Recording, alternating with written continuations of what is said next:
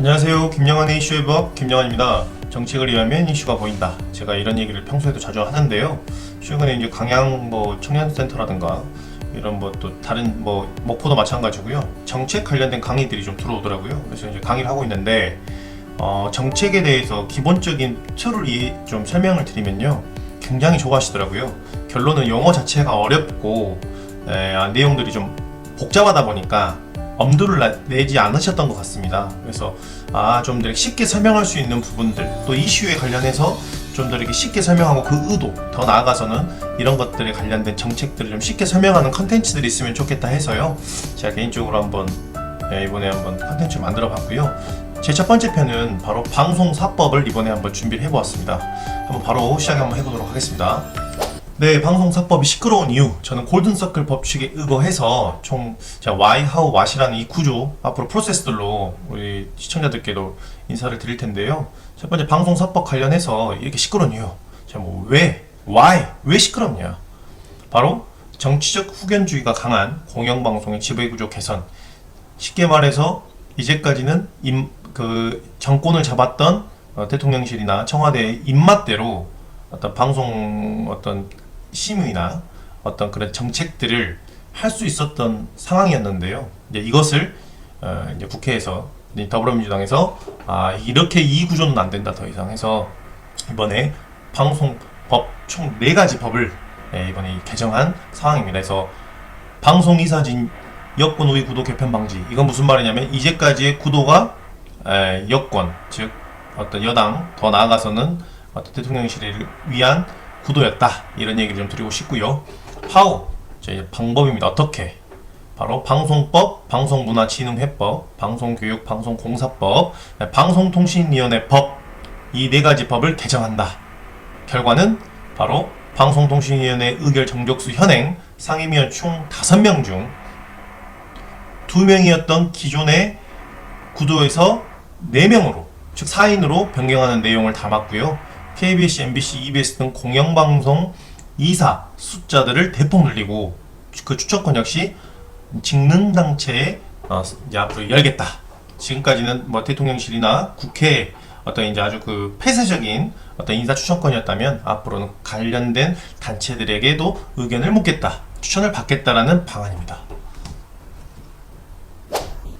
결론은 앞으로 이 거대 이 양당이 운명이 달린 이 사파 싸움이라고 저는 보여지고요.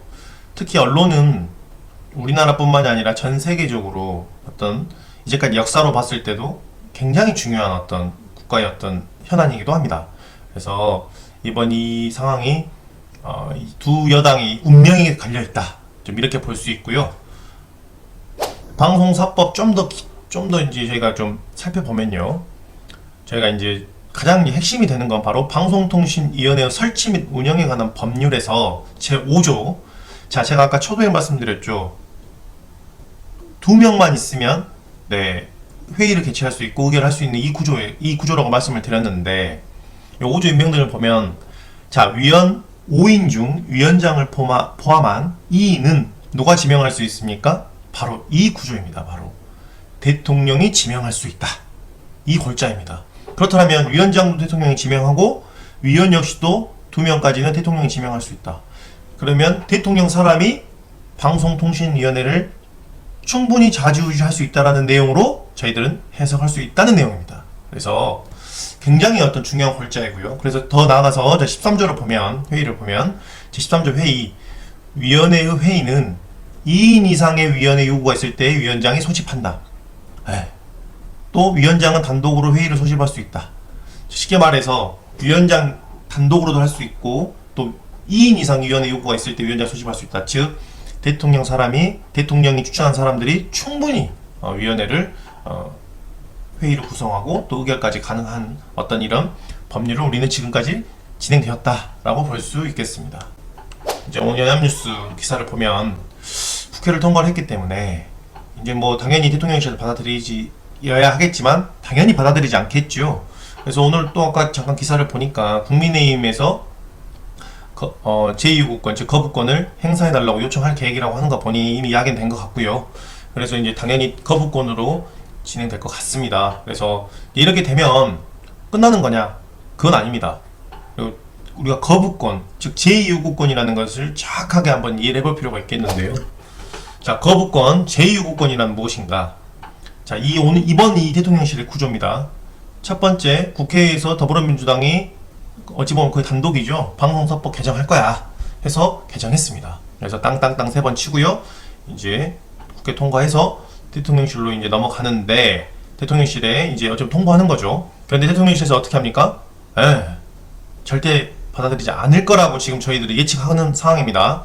네, 만약에 대통령실에서 거부를 한다면 다시 국회로 넘어옵니다. 이제 그때 제2요구권, 대통령실에서 국회에 다시 한번 제의를 해달라, 재심의를 해달라는 내용인데요. 이때 처음에는 저희가 국회에서 3분의 1 이상 과반수 이상 출석한 국회의원 중에서 3분의 1 이상 동의를 하면 이제 이 개정안들이 이제 진행이 되는데요. 제2요구권 같은 경우는 3분의 1에서 3분의 2 이상 찬성으로 되어야만이 바로 법률안이 확정됩니다. 그래서 총 그걸 보면 상백명 기준에 300명이 이날 출석을 했다는 기준 아래에 바로 201명, 즉 201명의 국회의원이 찬성을 해야만이 대통령실의 거부권이와 상관없이 법률안으로 확정이 된다. 이걸 바로 우리가 거부권, 제2요구권이라고 이해할 수 있겠습니다. 그래서 뉴스를 보실 때 뭘 보셔야 하냐면, 대통령실 거부를 했다. 그러면 이제 예를 들어서 대통령실에서 거부를 했을 때 그 여당에서 당론으로 이 건에 대해서 참석하지 말자든가, 아니면 계속해서 반대표를 던지면서 예를 들어서 대통령실과 여당의 계속해서 커뮤니케이션을 맞춰 나가는 거고요. 그래서 이런 것들을 우리가 이해를 했을 때 객관적인 판단이 되겠죠. 그래서 우리 오늘은 제가 대통령실에 관련한 거부권, 제2요구권과 함께 이 모든 사례는 바로 방송사법 관련해서 제가 설명을 드렸는데요.